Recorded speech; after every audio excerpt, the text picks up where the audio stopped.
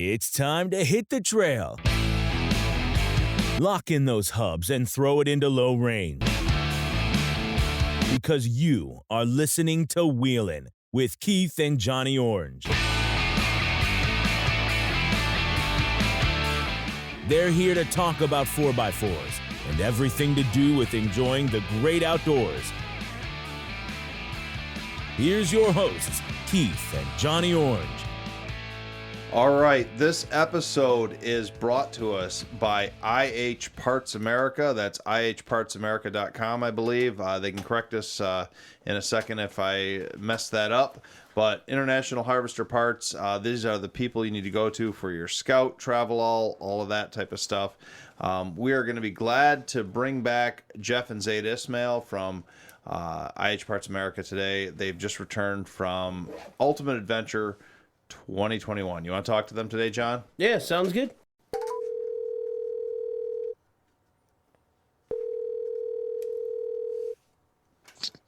All right, so how's it going, guys? Can you both hear us all right? Oh, yeah, we hear you. We're here. Did I have your website right? ihpartsamerica.com? Yep, you nailed it.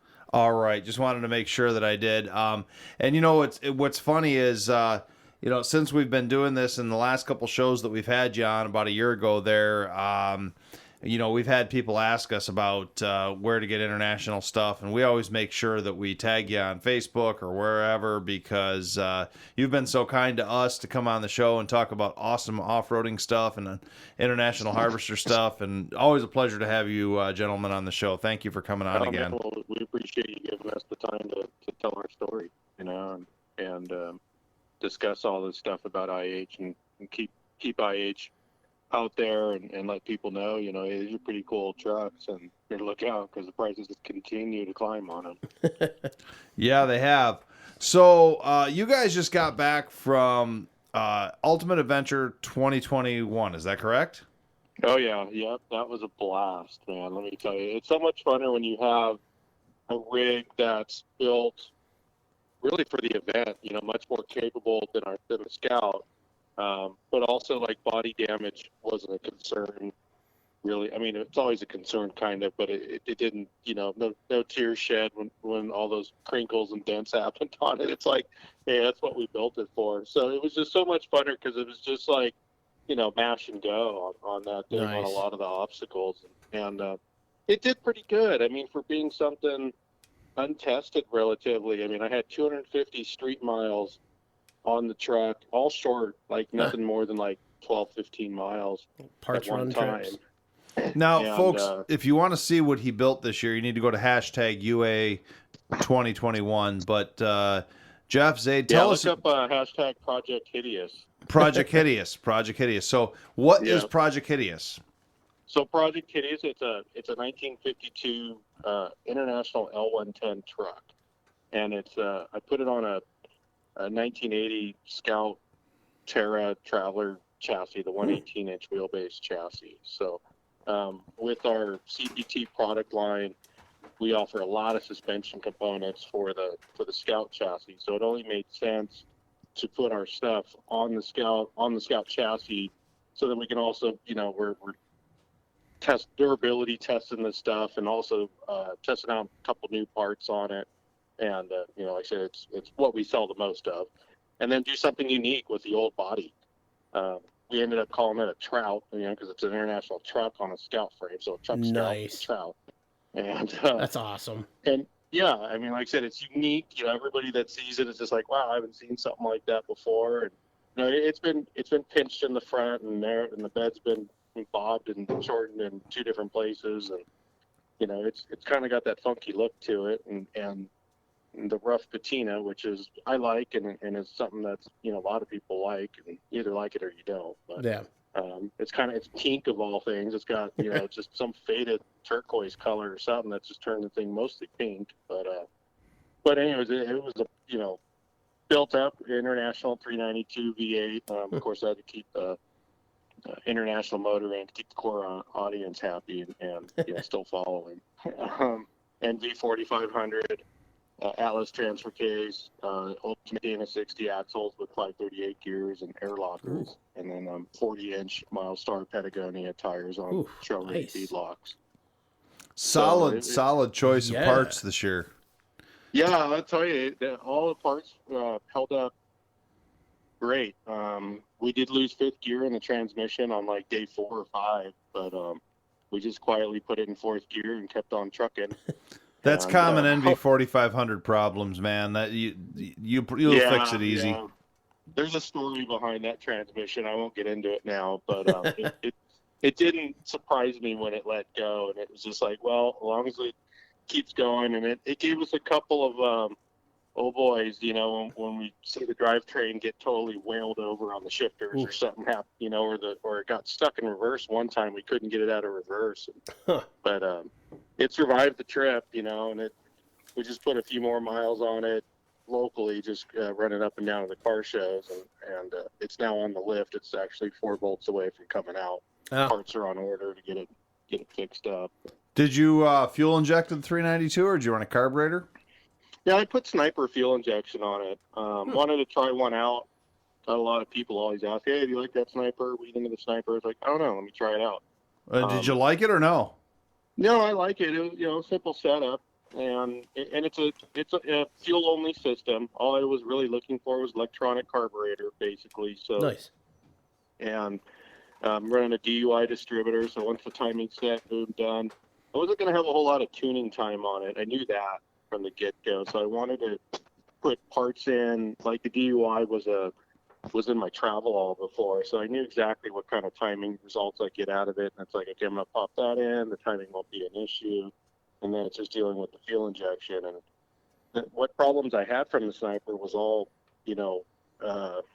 user install related with just a loose ground, and otherwise it was a pretty trouble-free system and easy to install. So no stalling out this year and getting towed up the trails? No, I didn't have any of that. I made sure to design the fuel system to be everything as simple as possible. A little 19-gallon fuel cell mounted in the bed with an internal pump, and the lines on the opposite side of the exhaust system, and everything was new. There was a few upgrades I needed to do to it. We did crack the frame badly cracked on the passenger side on the last day. We had to get Chris Durham to weld it up before the last obstacle. And then just the other day, I was giving it a bath and crawling underneath it, and I found the driver's side cracked in the same spot. And in all honesty, it is something. It's my own fault, because I meant to it's a spot I weakened the frame at when I installed the shackle mount, and I meant to put a strap in the bottom of the frame and beef that up, but I forgot. And so it's cracking, and we'll fix it though. No big deal. But it made it all the way through. Oh yeah. Very nice. So, okay. Are you allowed to tell us, because John and I were just sitting there trying to review some of the videos and pictures we saw online, but there's not as much social media out there as there was last year for UA this year. And so are you allowed to tell us where you guys went yet, or is that kind of like all super secret still? Oh, no. Now that every day that we left, we were able to say where we were at. But we started in McAllister, Oklahoma, and wheeled a local off-road park. Oh man, they all slipped my mind. There are so many of them. I know the feeling from last year, man. Yeah. This was like off-road park on day 1, off-road park on day 2, off-road park on day 3, all different ones. Nice. And then day 4 was touristy day. Day 5 was Potemsi. I know that in Texas. We ended up down in Texas and wheeled that place. That place was awesome. And then day 6 was tourist day, and then day 7 was at the Escondido Draw Recreation Area just out of Ozona, Texas. And that was, all the wheeling we did was just, the whole week was kind of like day 7 of last year, almost to that degree. Like hardcore rock kind of stuff? Oh yeah. Like day 1, when we got there, and there's this like, boulder strewn canyon that we're driving up, and it's just like, oh man, we're not messing around here.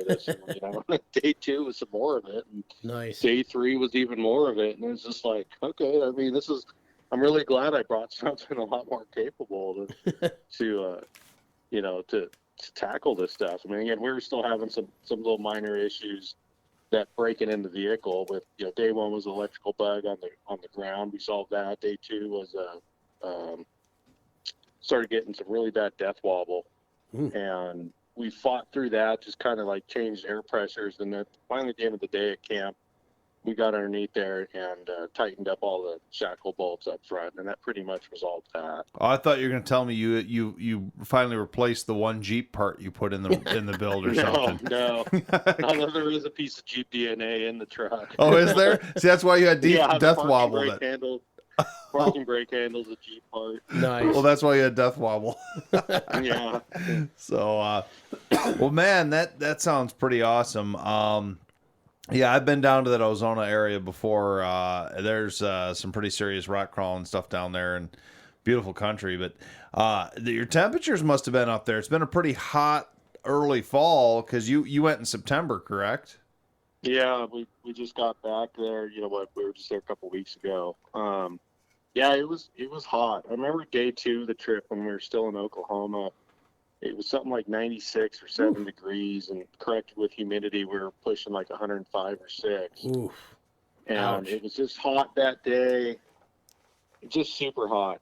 And I remember getting into camp, and it was something like 9 o'clock, and I got my shirt off, and I'm still like sweating, and people are jumping into the river that we were camping next to. And it wasn't the most freshest flowing river, but it was Cold. It was refreshing, I, of course, showed up with no water in my jug. Zaed went and got me some water out of the river and took my bath that way. But he jumped in, and yeah, it was hot. During the week it did start to cool off, but there was times we got Hideous pretty damn hot. I remember on one climb, I got past the hard obstacle.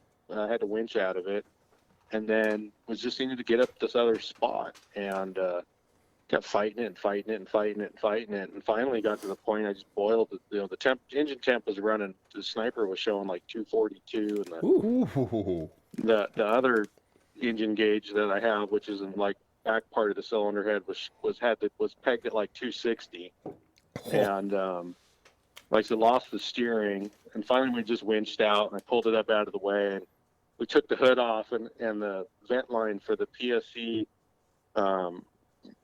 canister was for the vent line was melted.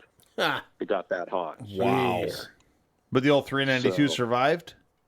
Oh yeah, it did fine. We just pulled it up, took the hood off, just kind of revved it up for a while, and just cooled it down. I mean, I was there working it for a while, man, and I mean, it was just, and it's still a fresh motor. I mean, it only had a couple hundred miles on it, so Nice. still was breaking in. But I saw in one of the posts you punched a hole in one of your oil filters. yeah, that was I think that same day we were due for our we were heading off for our sponsor video, and I was following Steven Watson in his K30 truck, and he races that thing like at King of the Hammers and stuff. It's all Nice. linked suspension, so he would like haul ass, and but he would always stop at the corners and wait for me, and I'm in my tractor trying to keep up, and we came around this one corner and just didn't see this hole, and hit it really hard and bottomed out the suspension. Well, I've got these like clear window floors in the truck. Ooh, but that we sounds had cool. it was so hot that day that we had our floor mats covering them, just trying to keep any heat out of the cab.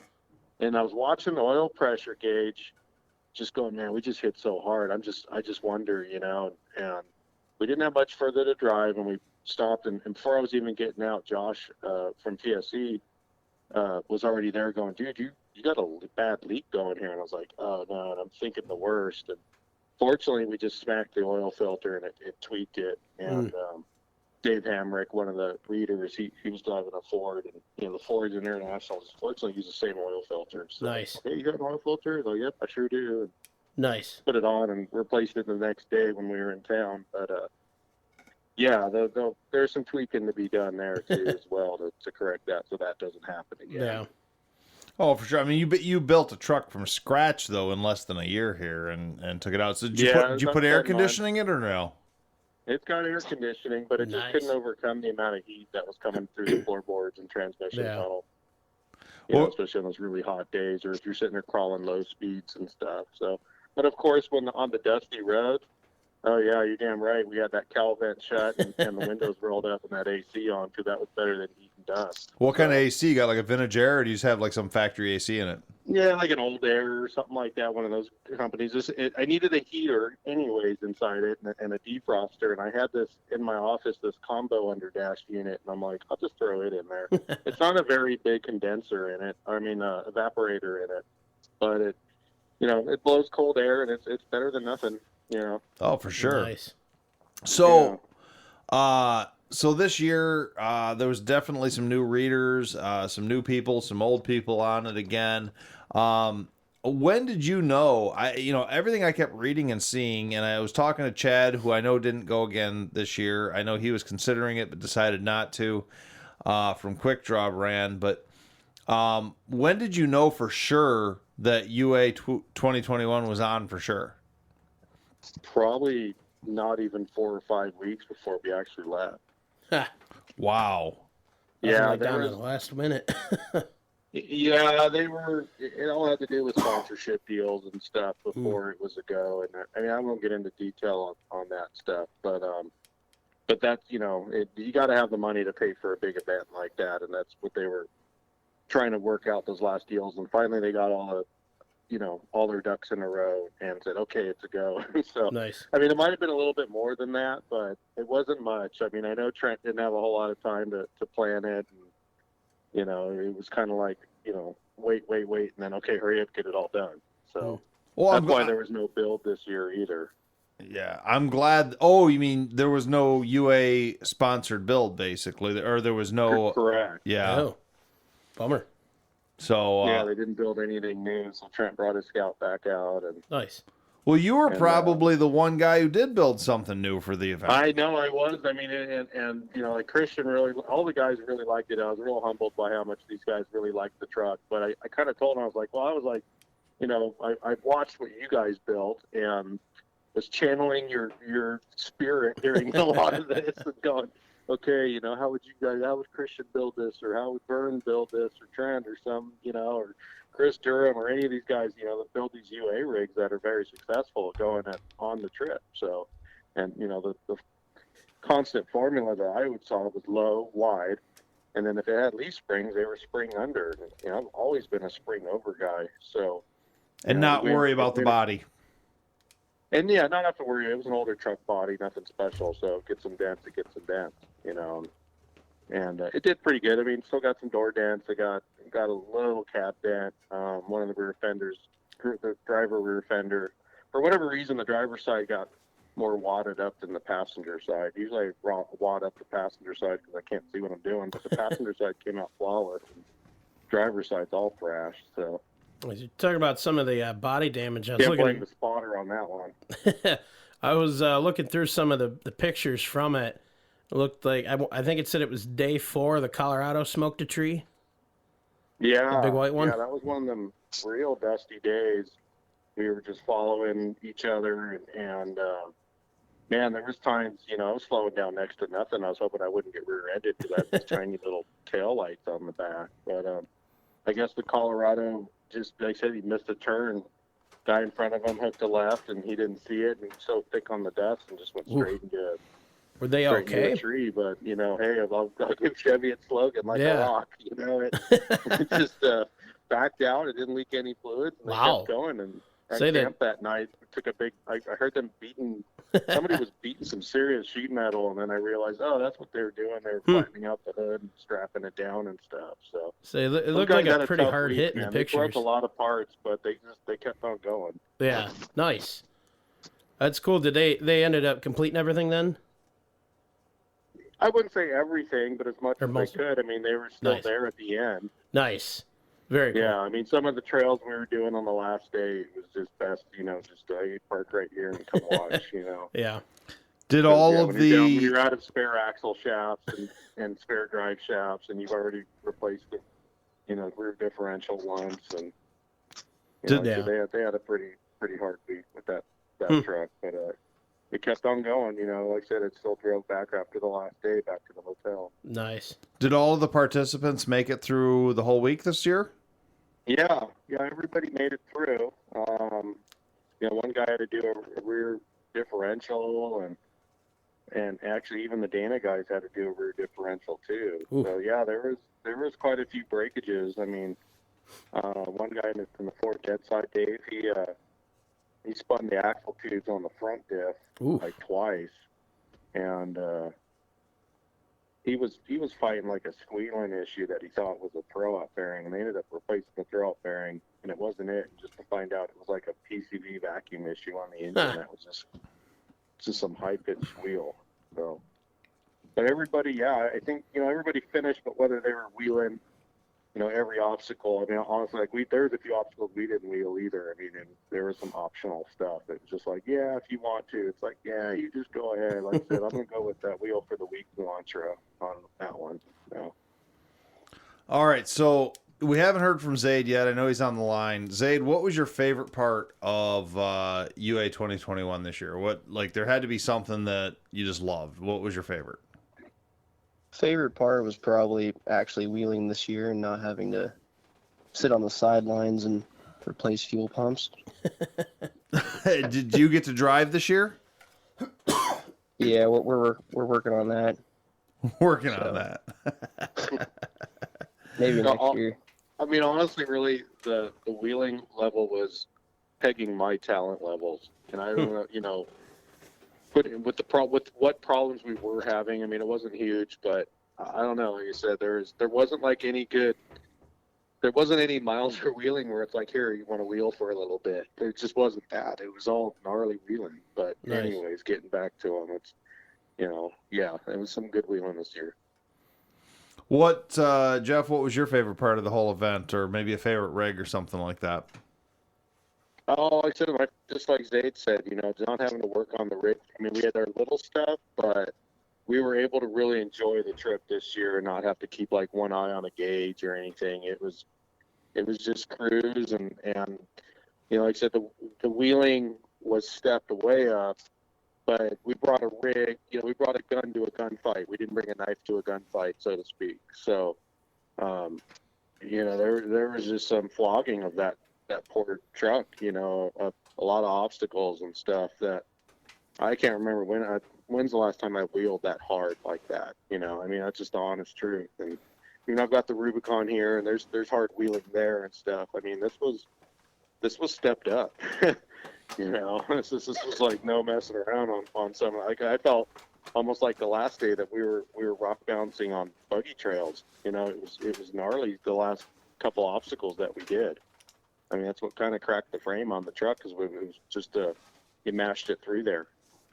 Do you Pick think your gear and clear the runway was basically it. I made sure that the person in front of me was. It was a long canyon, and I'm like, okay, I'm not going until I see them completely almost at the top, because I don't want to have to slow down at all. I need my momentum.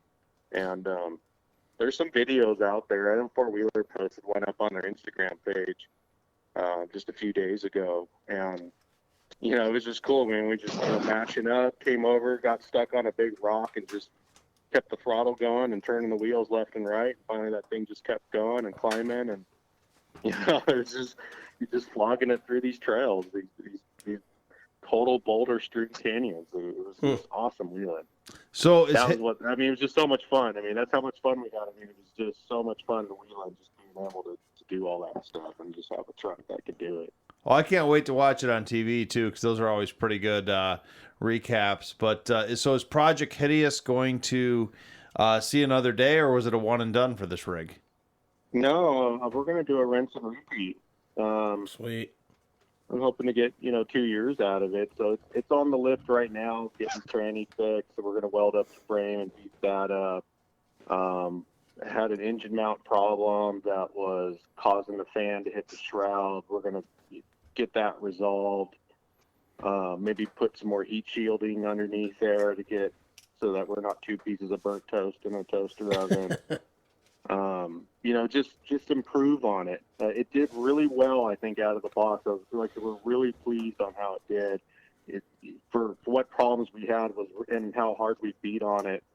I got no complaints. It's just like it's that fifth gear. I'm already the second time I've torn into this tranny in a little over 1,000 miles. So like I said, there's a little bit longer story to that. But so I'm a little disappointed to be going back into that again. But otherwise, you know, the rest of the stuff just held up really good. So they're just going to fix it up. I hope to do some snow wheeling here this winter and, you know, hit the Rubicon and Fordyce and then go on another ultimate adventure. Well, definitely we want to get out someday and wheel with you guys on the West Coast. You know, it's tough for us being all the way out here in Michigan, but, you know, it's going to happen one of these days. Yeah. Oh, yeah. Let me ask you this, and you can decline to answer this, and that's totally fine. We don't get political on the show or anything like that, but last year with all the COVID stuff going around, I know there was just so many weird precautions, and we had to wear masks and all that. Did you have to do the same thing this year, or was it more relaxed? And it was much more relaxed. We did have to get temperature checks in the morning. Okay. And I think that was it. Like, that was the only time we had to do anything COVID related. Well, it's a good thing it wasn't at the end of the day being in Hideous, because they would have been like, Jeff, Zaed, you guys are at 160 degrees. Oh, yeah, no doubt. We were definitely, you know, failing the temperature tests in the afternoon. Yeah, it's funny. Just a couple episodes ago, John and I were talking about some interior treatments of the rigs that we're building right now, and a couple of guys on 4x4 Talk, the Facebook group that we do, were mentioning to him, like, dude, you need to put some heat shielding in your truck because it gets hot. And I agree with him. You said you did like plexiglass floors or something in Hideous? Yeah, you know, I ended up putting it's called like high impact acrylic. Yeah. That sounds awesome. Welded the floors where these pieces kind of float in there, and it's cool. I mean, you can see stuff. In fact, if I had the floor mats down, I would have seen an oil leak right away. But it's, you know, it's cool, but on the hot days like this, the function level of it, it's like, yeah, it's not as functional. I'd rather have had a piece of steel and then, you know, some more lizard skin and what am I using underneath that stuff? You know, something similar to Dynamat under there, you know, just different layers to keep as much heat out of that cab as possible. Well, John, it's kind of like a glass bottom boat ride. You know, you can drive around a boat and you can see the fishes and stuff, but in Hideous, you can drive around and you can look at the roadkill. I like it. Well, yeah, that's the thing. I mean, I've always said, dude, Keeps the if we smell ever get out. any good, like, river crossings or something, I want to see the salmon spawning as they go through, you know. Nice. Pull right in and see, you know, what's the fish doing or something. Yeah, put a little removable door in there, drop a line down. You're good to go. There you go. Well, you know, hey, switching gears here for a second, unless there's anything else you want to tell us about UA 2021, and we'd love to hear. If you got anything else that you want to tell us, is there anything else you want to, let me ask you that then. Is there anything else you want to... I mean, you know, stay tuned. Motor Trend will have, on its on-demand, they'll have the, like, 5 episodes coming up. I want to say they said, like, around November 27th or so to the 1st or 2nd, or... So end of November, 1st of December, you want to look for those episodes, the full-length ones. You know, like I said, what's out there is just little tidbits they've been offering, but real excited to see what they come out with there. Nice. But otherwise, yeah, like I said, it was just another awesomely put on event, you know, and kudos to Trent and Vern and Christian and all them guys and all the cronies for putting on another great event and helping everybody like they did. They were busy this year fixing stuff because the wheeling was so much harder. So, yeah, I mean, just like I said, thanks to them for another great run and having us, and we look forward to coming back for next year. Very, very cool. So, what is new at IH Parts America right now? You guys got anything new in the works or anything like that? Because it's been almost a year since we've talked to you last on air, and you guys are our favorite international harvester parts supplier. So, you know, what do you guys got in the works right now? And I'll tell you, I've been so busy here working on Hideous for the last 10 months. I'll let Zaed tell you about all the new stuff they've been coming out with over there. What do you got, Zaed? Well, where do you want to start? Oh man, what are you most excited about right now? We got fuel tanks now. We have custom Dana axle assemblies. We're now offering. They're 4 9 inches. lots of new little suspension components here and there, a lot of new body items. We're cranking out new parts here by the day. So let's start with the fuel tanks. I don't remember if it was you guys speaking with or somebody else that we spoke with at one point in the past. I know that that's been a problem getting decent fuel tanks for like the Scouts and stuff. Are you reproducing the original Scout tanks or building like aftermarket ones that are better, or what are you doing with fuel tanks? Both. Both. That's awesome, man. Is that true that like a few years ago you couldn't get like decent tanks for these things? Stock tanks you can't get decent units for, but we're doing like a 25-gallon aftermarket tank Nice. that just improves every characteristic of filling up your Scout. How many gallons were the original tanks? About 19. Oh, extra 6 sweet. gallons. That's an awesome upgrade. That's very, very cool. And you said Dana axles. Are you doing like in 4 9-inches? Are you doing like bolt-in assemblies for the Scouts and stuff? Yeah, we're starting to get into it. A lot of it's just in-house work, but more and more people are catching on to it, and it ends up being a better value savings for them in the long run. Very all cool. new stuff. Now, are these remanned? Well, I mean, obviously the 9-inch wouldn't be. That's Ford stuff. But like the Dana 44 for the front, is this remanned Scout stuff or is this all new? Brand new. All new. Brand Nice. new. Are you able to do different options for people as far as lockers or traction You can do control, whatever you ring and want. pinions and all that?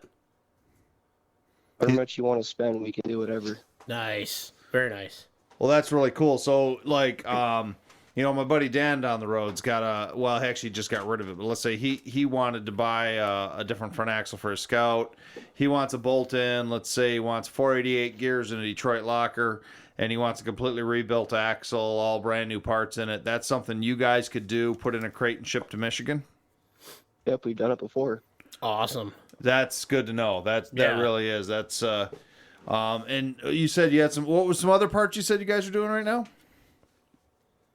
We're doing just a lot of different parts, like adapters, just for coolant pipes and fuel filler necks, and we're doing a lot of different items. It's not just suspension or drivetrain related. It's body, it's body stuff, or it's mechanical stuff, or it's little things here and there that a lot of people overlook. Well, Like absolutely. electrical pigtails we've come out with recently that the guys in the parts department are constantly taking calls of all the different stuff that's being requested that isn't being offered. So, and if it's something that we think we can make in house, we look into it and boom, we're offering it. It's like electrical pigtails, just like they said, the fuel filler Nice. necks for the Scout 2. Those are something we're reproducing that looks just like OEM. We're working on also some leaf spring setups too, some custom spring, working in conjunction with Alkin Spring out of Colorado to come up with some combinations to enhance our CPT suspension. Nice. They're a So, great company. power steering Alcan's kits great we've come out company. with this year for the 8800 line. The 80s we're almost done with. They've been a little bit fidgety on the pump mount. We've been trying to, we always want to make sure something's right before we start offering it to the general public. But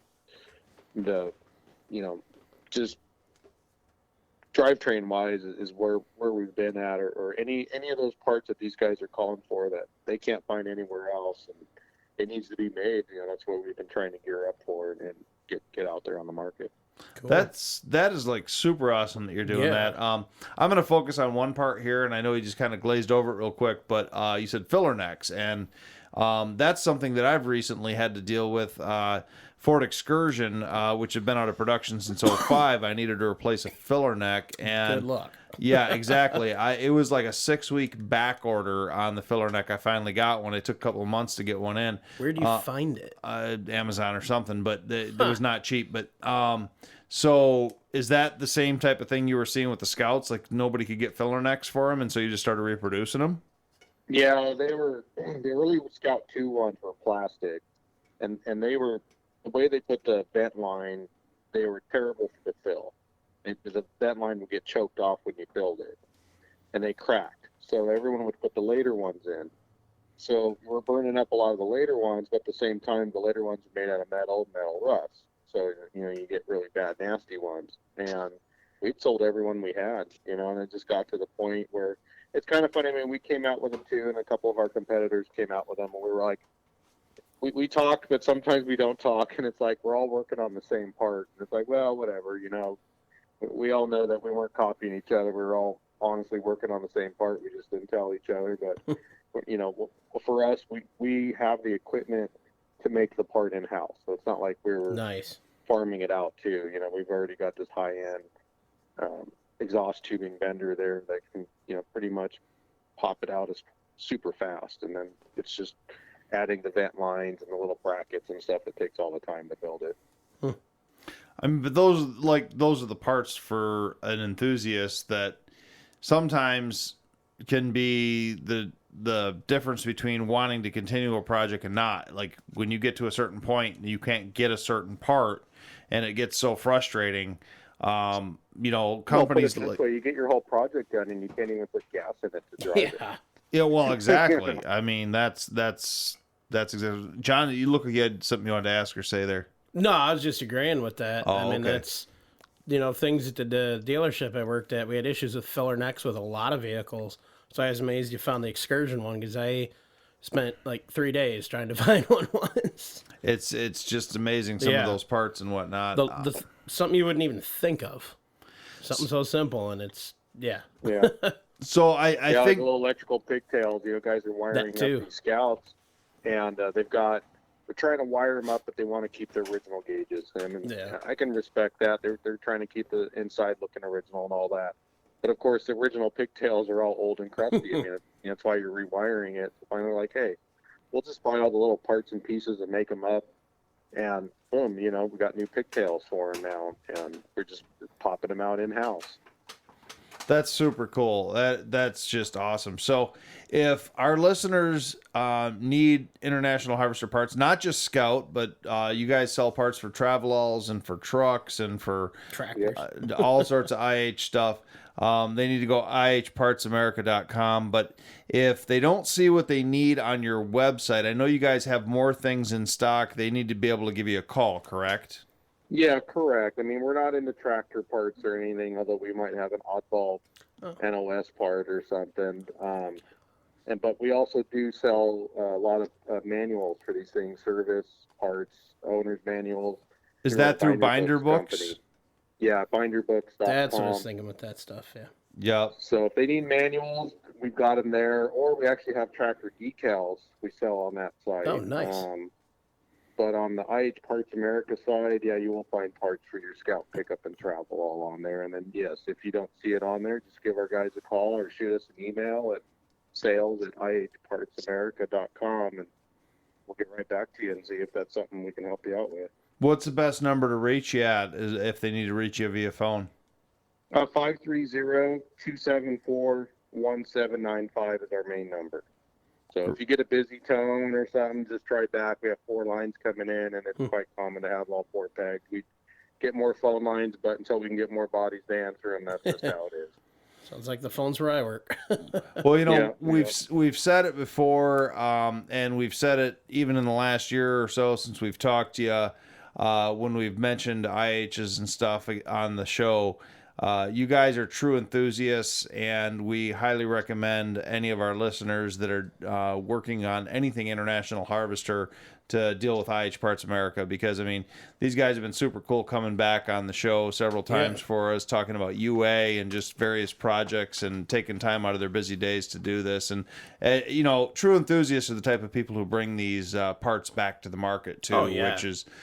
you know, a lot of companies would just say, well, it's not available anymore, so too bad. Yep. You guys are building everything that people need, and, you know, that's why we're a big supporter of IH Parts America, and we really appreciate you, Jeff and Zaed, for coming on again and again over the years we here. appreciate it. Like I said, all we're trying to do is preserve history. That's our number one goal. And number 2 is making money doing it so that we can keep doing number 1. You know, and Love it. Absolutely. So as long as we can, you know, keep doing that and enjoy what we're doing, and like I said, and keep these old historic trucks on the road, it's you know, it can't ask for a better way to live your life. You know. Nice. Yeah. You know, before we wrap up, and we are getting close to that time, folks. Zaed, last time we talked to you, you were doing something. You were trying to put together a 392 for your truck, was it, or a Travelall, something like that? Possibly. Did you remember, or have you just built so many of them in the meantime? Well, I'm sitting next to it. You're sitting next to it. So what happened? Because I seem to remember, like you said, you went through or you bought a motor and you had to do all this crazy machining and everything to it and trying to get it going. And like, is she going now? Well, the machine shop took it back and they supposedly fixed it. It's just sitting on the pallet, untouched. So I rebuilt the original engine in the meantime, and I have about 1,000 miles on that one, and it's working fine. Nice. So you are driving so it was a truck, or was it a Travelall? It was a truck. It was a truck. And are you driving it every day, or like driving it here and there? Yeah, it's getting driven pretty often. Cool. Very cool. So The machine shop fiasco then has not yet resolved with the 392 then? well, it is resolved You in just, theory. in theory, man, you're being very vague on this. We're kind of wondering what's going on with this thing. Well, it's like you just said, it's still sitting there on a pallet. It's been kind of a sore subject. It's just, you know, it came back from the machine shop. It got assembled. It ate the cam bearings out of it and had some other issues. And then, we went back to the machine shop, and you know, Zayd ended up rebuilding his 345 out of the truck, and it's running fine. So, the 392 just recently came back. Like when we got back from UA, it was waiting on a pallet. So, Nice. yeah, it's just been a sore subject. It's just sometimes things just don't work out. Good winter project. We know how Yeah, it it's on a goes. total loss. There's a 392. If anybody's looking for a good rebuilt 392, got one on a pallet right here, ready to go. Oh, that's awesome. Well, guys, I know it's getting late for us. You guys are a little earlier out in California there, but do you have a brick and mortar shop, by the way, where people can walk in? Oh yeah, we've got a actual showroom. Guys can walk in and. What are your business hours and what's your address?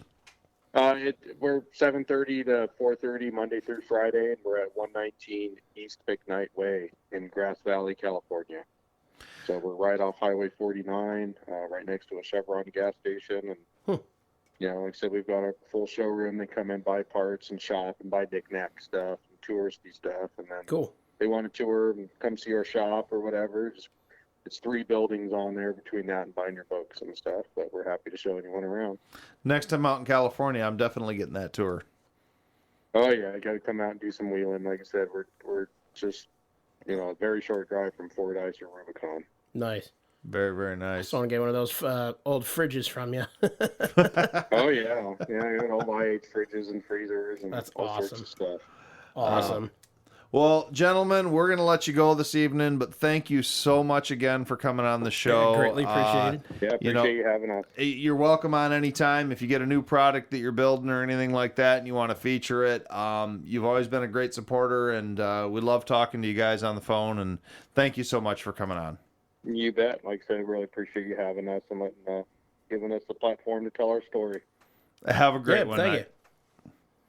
Have a great one, guys. Thank you. You too. Mm-hmm. Bye. I always love talking to these guys. You know, so much passion in the IH parts, and I just love what they're doing and keeping it alive like that. Making the stuff people don't think about, you know, that is a necessity. Again, the filler necks, the fuel tanks.